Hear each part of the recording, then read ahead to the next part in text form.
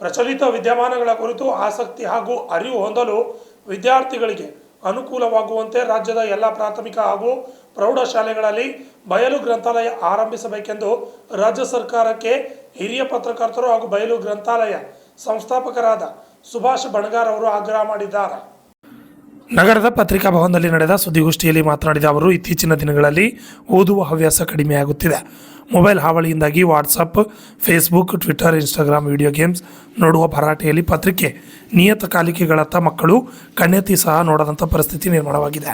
ಇದರಿಂದ ಇತ್ತೀಚೆಗೆ ಮಕ್ಕಳಲ್ಲಿ ಓದುವ ಹವ್ಯಾಸ ಕಡಿಮೆಯಾಗುತ್ತಿದೆ.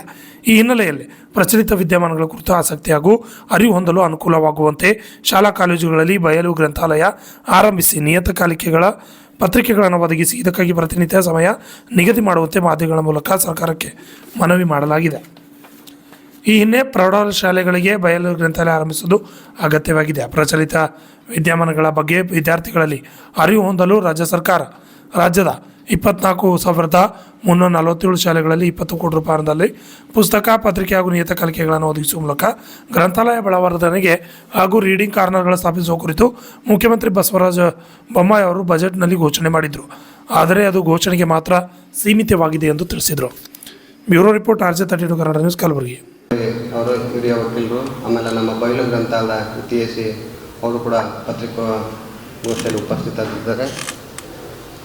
ಮುಖ್ಯವಾಗಿ ಇಂದಿನ ಈ ಪತ್ರಿಕಾಗೋಷ್ಠಿಯ ಉದ್ದೇಶ ಅಂದರೆ ನಮ್ಮ ಬಯಲು ಗ್ರಂಥಾಲಯದ ಬಗ್ಗೆ ಹಾಗೂ ಈ ಬಯಲು ಗ್ರಂಥಾಲಯದ ಕಾರ್ಯಚಟುವಟಿಕೆಗಳಿಗೂ ಮತ್ತು ಬಯಲು ಗ್ರಂಥಾಲಯವನ್ನು ಸರ್ಕಾರ ಯಾವ ರೀತಿಯಾಗಿ ನಡೆಸ್ಕೊಂಡು ಹೋಗಬೇಕು ಎಂಬುದು ಕುರಿತು ಒಂದೆರಡು ಅನಿಸಿಕೆಗಳನ್ನು ಹೇಳೋಕ್ಕೆ ಮಾಡಿದ್ದು. ಮುಖ್ಯವಾಗಿ ಓದುವ ಹವ್ಯಾಸ ಹೆಚ್ಚಿಸುವ ಹಿನ್ನೆಲೆಯಲ್ಲಿ ಕಳೆದ 2000ನೇ ಇಸವಿ ನವೆಂಬರ್ 20ರಂದು ಕಲಬುರಗಿಯಲ್ಲಿ ಬಯಲು ಗ್ರಂಥಾಲಯ ಆರಂಭಿಸಿದ್ವಿ, ಎಲ್ಲ ಪತ್ರಕರ್ತರ ಸಹಕಾರದೊಂದಿಗೆ. ಈಗದು ಕಳೆದ 25 ವರ್ಷಗಳಿಂದ ನಡ್ಕೊಂಡು ಬರ್ತಾ ಇದೆ. ಅದೇ ಮಾದರಿಯಲ್ಲಿ ಗುಲ್ಬರ್ಗದ ವಿವಿಧೆಡೆ ಮತ್ತು ರಾಜ್ಯದ ವಿವಿಧೆಡೆ ಮಾತ್ರವಲ್ಲದೆ ಹೊರ ರಾಜ್ಯಗಳಲ್ಲೂ ಕೂಡ ಈ ನಮ್ಮ ಬಯಲು ಗ್ರಂಥಾಲಯ ಮಾದರಿಯಲ್ಲಿಯೇ ಕೂಡ ಹಲವಾರು ಕಡೆ ಗ್ರಂಥಾಲಯಗಳು ಆರಂಭವಾಗಿದೆ. ಬಯಲು ಗ್ರಂಥಾಲಯ ತುಂಬ ಸಂತೋಷದ ವಿಷಯ. ಈ ಬಯಲು ಗ್ರಂಥಾಲಯ ಇತ್ತೀಚೆಗೆ ಏನಾಗ್ತಾಯಿದೆ, ಇದು ಓದುವ ಹವ್ಯಾಸ ಕಡಿಮೆ ಆಗ್ತಾಯಿದೆ. ಇದು ಜನರಲ್ಲಿ, ಯಾಕಂದರೆ ವಾಟ್ಸಪ್ಪು ಅವೆಲ್ಲ ಬಂದಿರೋದ್ರಿಂದ, ಮೊಬೈಲ್ ಹಾವಳಿಯಿಂದಾಗಿ ಓದುವ ಹವ್ಯಾಸ ಕಡಿಮೆ ಆಗ್ತದೆ. ಅವಾಗ ಕೂಡ ಅದೇ ಉದ್ದೇಶದಿಂದ ಇತ್ತು. ಇವಾಗ ಇತ್ತೀಚೆಗೆ ತೀರಾ ಅತಿ ಆಗ್ತದೆ, ಓದುವ ಹವ್ಯಾಸ ಕಡಿಮೆ ಆಗ್ತದೆ. ಆ ಹಿನ್ನೆಲೆಯಲ್ಲಿ ಓದಿಸ್ಬೇಕು ಎಲ್ಲರಲ್ಲಿ ಅಂತೇಳಿ ಮಾಡಿದ್ದು. ಬರೀ ಕೇವಲ ನಮ್ಮ ಬಯಲು ಗ್ರಂಥಾಲಯ ಸಾರ್ವಜನಿಕ ಉದ್ಯಾನವನಕ್ಕೆ ಮಾತ್ರ ಸೀಮಿತಗೊಳಿಸದೆ, ನಾವು ಪಕ್ಕದಲ್ಲಿರ್ತಕ್ಕಂತಹ ರೋಟ್ರಿ ಸ್ಕೂಲಲ್ಲಿ ಕೂಡ ಶಾಲಾ ಮಕ್ಕಳಲ್ಲಿ ಓದುವ ಹವ್ಯಾಸ ಹೆಚ್ಚಿಸಬೇಕು, ಪತ್ರಿಕೆಗಳು ಓದುವ ಹವ್ಯಾಸ ಹೆಚ್ಚಿಸ್ಬೇಕು ಅಂತೇಳಿ 2001ನೇ ಇಸವಿಯಲ್ಲೇ ನಾವು ನಮ್ಮ ಗಾರ್ಡನಲ್ಲಿರ್ತಕ್ಕಂಥ ರೋಟ್ರಿ ಸ್ಕೂಲ್ನಲ್ಲಿ ಒಂದು ಬಯಲು ಗ್ರಂಥಾಲಯ ಅಂತ ಆರಂಭಿಸ್ತೀವಿ. ಅದು ಆರಂಭಿಸಿದ ನಂತರ ನಾವು ಪತ್ರಿಕೆ ಅವು ಇವು ಕೊಡ್ತೀವಿ. ಅದೇ ಮಾದರಿಯಲ್ಲಿ ಬೇರೆ ಬೇರೆ ಕಡೆ ಕೂಡ ಆಗಿದೆ. ಮತ್ತು ಈಗ ರಾವೂರು ಶಾಲೆಯಲ್ಲಿ ಕೂಡ ಬಯಲು ಗ್ರಂಥಾಲಯ ಆರಂಭಿಸಿದೆ. ಸೊ ಇಂಥ ಒಂದು ಬಯಲು ಗ್ರಂಥಾಲಯದ ಕಾನ್ಸೆಪ್ಟು ಒಳ್ಳೆಯ ಕಾನ್ಸೆಪ್ಟೇ. ಮಕ್ಕಳಲ್ಲಿ ಓದಬೇಕು, ಮಾಡಿಸ್ಬೇಕು ಅಂತೇಳಿ ಸರ್ಕಾರ ಕೂಡ ಇದ್ರ ಬಗ್ಗೆ ಆರಂಭಿಸ್ಬೇಕಂತೇಳಿ ಮಾಡಿದ್ವಿ ನಾವು. ಆಮೇಲೆ ಈ ಬಯಲು ಗ್ರಂಥಾಲಯ ಕುರಿತು ನಾನು ಬರೆದಕ್ಕಂಥ 2012ರಲ್ಲಿ ಗುಲ್ಬರ್ಗ ವಿಶ್ವವಿದ್ಯಾಲಯದಲ್ಲಿ ಈ ಒಂದು ನಾನೇ ಬರೆದಿರ್ತಕ್ಕಂಥ ಒಂದು ಪುಸ್ತಕ. ಈ ಪುಸ್ತಕಗಳಲ್ಲಿ ಕೂಡ ಶಾಲಾ ಕಾಲೇಜುಗಳಲ್ಲಿ ಬಯಲು ಗ್ರಂಥಾಲಯ ಯಾವ ರೀತಿಯಾಗಿ ಆರಂಭಿಸಬೇಕು, ಏನು ಮಾಡಬೇಕು ಅನ್ನೋದು ಕೂಡ 2012ರಲ್ಲೇ ನಾನು ಪ್ರಸ್ತಾಪ ಮಾಡಿದ್ದೆ. 2001ರಲ್ಲಿ ರೋಟ್ರಿ ಸ್ಕೂಲ್ನಲ್ಲಿ ಬಯಲು ಗ್ರಂಥಾಲಯ ಸ್ಟಾರ್ಟ್ ಮಾಡಿದ್ದೆ, ಶಾಲಾ ಮಕ್ಕಳಲ್ಲಿ ಓದುವ ಹವ್ಯಾಸ ಹೆಚ್ಚಿಸುವಲ್ಲಿ. 2012ರಲ್ಲಿ ಪ್ರಕಟ ಮಾಡಿರ್ತಕ್ಕಂಥ ಪುಸ್ತಕಗಳನ್ನು ಕೂಡ ಶಾಲಾ ಕಾಲೇಜುಗಳಲ್ಲಿ ಬಯಲು ಗ್ರಂಥಾಲಯ ಆರಂಭಿಸಬೇಕು, ಯಾವ ರೀತಿ ಆರಂಭಿಸಬೇಕು, ಯಾಕೆ ಆರಂಭಿಸಬೇಕು ಎಂಬುದು ಕೂಡ ಪ್ರಸ್ತಾಪ ಮಾಡಿದ್ದೆ. ಅದು ಇಂತಹ ಒಂದು ಬಯಲು ಗ್ರಂಥಾಲಯದ ಬಗ್ಗೆ ಕೂಡ ಸಚಿವರು ಕೂಡ ನಾನು ಮನವಿ ಮಾಡಿದ್ದೀನಿ. ಈ ಹಿಂದೆ ಕೂಡ ಒಂದು ಬಯಲು ಗ್ರಂಥಾಲಯ ಶಾಲಾ ಕಾಲೇಜು ಪ್ರಾರಂಭಿಸ್ಬೇಕಂತ ಪತ್ರಿಕಾಗೋಷ್ಠಿ ಕೂಡ ಮಾಡಿ ಎಲ್ಲರಿಗೂ ಗಮನ ತಗೊಂಡು. ಆದರೆ ಸರ್ಕಾರ ಯಾಕೋ ಇದ್ರ ಬಗ್ಗೆ ಸ್ವಲ್ಪ ಆಸಕ್ತಿ ವಹಿಸ್ತಾ ಇಲ್ಲ ಅನ್ನೋದು. ಯಾಕೆಂದರೆ ಈ ಹಿಂದೆ ಇದ್ದಂತಹ ಸರ್ಕಾರ, ಯಾವುದು BJP ಸರ್ಕಾರ ಇದ್ದಾಗ ಅವರು ಕೂಡ ಒಂದು ಇದು ಮಾಡಿದ್ದಾರೆ, ರೀಡಿಂಗ್ ಕಾರ್ನರ್ ಅಂತೇಳಿ ಕೂಡ ಅವರು ಕೂಡ ಒಂದು ಯೋಜನೆಯನ್ನು ಕೂಡ ಚಾಲೂ ಮಾಡಿ. ಅಂದರೆ ಅದೇನೆಂದರೆ 24,347 ಶಾಲೆಗಳಲ್ಲಿ ರೀಡಿಂಗ್ ಕಾರ್ನರ್ ಸ್ಟಾರ್ಟ್ ಮಾಡಬೇಕು ಅಂತೇಳಿ ಅದ್ರ ಸಲುವಾಗಿ ಒಂದು 20 ಕೋಟಿ ರೂಪಾಯಿ ಕೂಡ ಅನುದಾನ ಮೀಸಲಿಟ್ಟಿತ್ತು ಬಜೆಟ್ನಲ್ಲಿ. ಅದು ಕೂಡ ನಾನು ಸ್ವಾಗತ ಮಾಡಿ ಪ್ರೆಸ್ ಮೀಟ್ ಮಾಡಿದ್ದೆ. ಬಟ್ ಬದಲಾದ ರಾಜಕೀಯ ಒಂದು ಸರ್ಕಾರದ ಹಿನ್ನೆಲೆಯಲ್ಲಿ ಮೋಸ್ಟ್ಲಿ ಅದೇನು ಆದಂಗೆ ಕಾಣಲ್ಲ.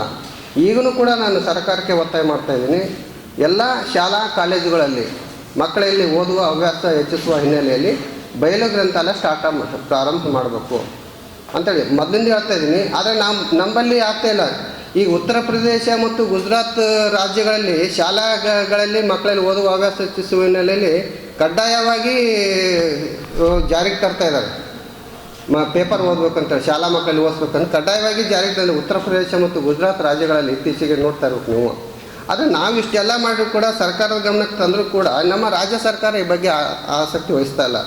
ಸ್ವಲ್ಪ ಕಾಳಜಿ ವಹಿಸಬೇಕು. ಕಾಳಜಿ ವಹಿಸಿ ಮಕ್ಕಳಲ್ಲಿ ಓದುವ ಹವ್ಯಾಸ ಹೆಚ್ಚಿಸ್ಬೇಕು. ಯಾಕಂದರೆ ಶಿಕ್ಷಣಕ್ಕೆ ಸರ್ಕಾರ ಕೋಟ್ಯಾಂತರ ರೂಪಾಯಿ, 100 ಕೋಟಿ ರೂಪಾಯಿ, 1000 ಕೋಟಿ ರೂಪಾಯಿ ಮೀಸಲಿಡ್ತದೆ. ಆದರೆ ಮಕ್ಕಳಲ್ಲಿ ಓದುವ ಹವ್ಯಾಸ ಹೆಚ್ಚಿಸ್ಕೆ ಯಾಕೆ ಇದನ್ನು ಈ ಬಗ್ಗೆ ಅದು ಆಸಕ್ತಿ ವಹಿಸ್ತಾ ಇಲ್ಲ.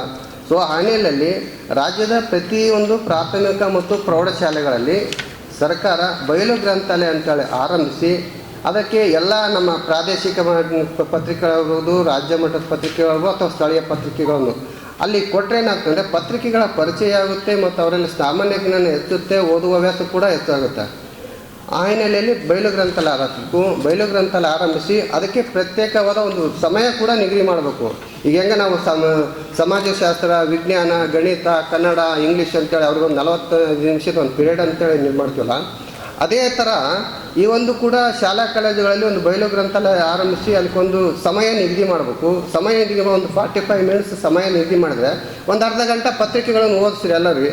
ಇನ್ನೊಂದು 15 ನಿಮಿಷ ಏನಾಗ್ತಂದ್ರೆ ಆ ಪತ್ರಿಕೆಯಲ್ಲಿ ಇವತ್ತು ನಾ ಏನು ಓದಿದೆ ಅಂತೇಳಿ ವಿದ್ಯಾರ್ಥಿಗಳ ಜೊತೆ ಹಂಚ್ಕೊಳ್ಳೋಕೆ ಒಂದು ಸಮಯ ಕೂಡ ಕೊಟ್ಬಿಡ್ಬೇಕು. ಒಂದು 45 ನಿಮಿಷದಲ್ಲಿ ಒಂದು ಅರ್ಧ ಗಂಟೆ ಓದೋಕ್ಕೆ ಒಂದು 15 ನಿಮಿಷ ನಾ ಏನು ಓದಿದ್ದೀನಿ ಅಂತೇಳಿ ವಿದ್ಯಾರ್ಥಿಗಳ ಜೊತೆ ಹಂಚ್ಕೋಬೇಕು. ಸೊ ಆ ಹಿನ್ನೆಲೆಯಲ್ಲಿ ಬಯಲು ಗ್ರಂಥಾಲಯ ಹಚ್ಚಬೇಕು. ಮತ್ತು ಅದು ಕ್ಲಾಸಿನ ರೂಮ್ನಲ್ಲೇ ಮಾಡಬಾರ್ದು ಈ ಬಯಲು ಗ್ರಂಥಾಲಯ. ಅದಕ್ಕಾಗಿ ಒಂದು ಗಾರ್ಡನ್ ಥರ ಸಣ್ಣದಾಗಿ ಒಂದು ಚಿಕ್ಕದ ಗಾರ್ಡನ್ ಮಾಡಬೇಕು. ಇಲ್ಲಿಂದ PT ಕ್ಲಾಸಿಗೆ ಅಂತೇಳಿ ಹೊರಗಡೆ ವಿದ್ಯಾರ್ಥಿಗಳು ಆಡೋಕ್ಕೆ ಹೆಂಗೆ ಕರ್ಕೊಂಡು ಹೋಗ್ತಾರೆ, ಅದೇ ರೀತಿ ಓದೋಕ್ಕೆ ಅವ್ರಿಗೆ ಸಮಯ ಇದೆ, ಈ ಪೀರಿಯಡ್ ಇದೆ ಅಂತೇಳಿ ಒಂದು ಬಯಲು ಗ್ರಂಥಾಲಯ ಅದು ಸಣ್ಣದು ಉದ್ಯಾನವನ ಥರ ಮಾಡಿ ಕುಂದ್ರಕ್ಕೆ ಮಾಡೋಕ್ಕೆ ಟೇಬಲ್ಗೆ ವ್ಯವಸ್ಥೆ ಮಾಡಿ ಅವ್ರಿಗೆ ಅಲ್ಲಿ ಹೋಗಿ ಓದಿಸ್ಬೇಕು. ಓದಿಸಿದ ನಂತರ ಮತ್ತೆ ಕರ್ಕೊಂಡು ಬಂದು ಕ್ಲಾಸ್ ರೂಮಿಗೆ ಕಳಿಸ್ಬೇಕು. ಈ ಒಂದು ವ್ಯವಸ್ಥೆನ ಇದು ಮಾಡಬೇಕು. ಇದಕ್ಕೋಸ್ಕರ ಒಬ್ಬ ಶಿಕ್ಷಕರನ್ನು ನೇಮಕ ಮಾಡಬೇಕು. ಈ ಎಲ್ಲ ಹಿನ್ನೆಲೆ ಆದಾಗ ಏನಾಗ್ತಂದರೆ ಮಕ್ಕಳಲ್ಲಿ ಓದುವ ಹವ್ಯಾಸ ಒಂದು ಸ್ವಲ್ಪ ಹೆಚ್ಚಾಗುತ್ತೆ. ಅವ್ರ ಬಳಿ ಕೂಡ ಸಾಮಾನ್ಯ ಜ್ಞಾನ ಹೆಚ್ಚಾಗುತ್ತೆ. ಕೇವಲ ನಾವು ಪಠ್ಯಪುಸ್ತಕದ ಜೊತೆ ಅಲ್ಲ, ದೇಶ ವಿದೇಶ ಮತ್ತು ಗಳಲ್ಲಿ ನಡ್ತಕ್ಕಂತಹ ಒಂದು ಏನಿದೆಯಲ್ಲ ವರ್ತಮಾನಗಳು, ಪ್ರಸ್ತುತ ಪ್ರಚಲಿತ ವರ್ತಮಾನಗಳು ಅವರಿಗೆ ಗೊತ್ತಾಗುತ್ತೆ. ಆ ಹಿನ್ನೆಲೆಯಲ್ಲಿ ಸರ್ಕಾರಕ್ಕೆ ನಾವು ಮುಖ್ಯವಾಗಿ ಮನವಿ ಮಾಡೋದಂದರೆ ಪ್ರತಿ ಶಾಲಾ ಕಾಲೇಜುಗಳಲ್ಲಿ ಒಂದು ಬಯಲು ಗ್ರಂಥಾಲಯ ಆರಂಭಿಸಬೇಕು. ಅದು ಆರಂಭಿಸಿ ಅದಕ್ಕೋಸ್ಕರ ಒಂದು ಪ್ರತ್ಯೇಕವಾದ ಸಮಯ ನಿಗದಿ ಮಾಡಬೇಕು. ಟೀಚರ್ಸ್ಗಳನ್ನು ನೇಮಕ ಮಾಡಬೇಕು. ಆಮೇಲೆ ಮತ್ತು ಅದಕ್ಕೆ ಆದಂಥ ಒಂದು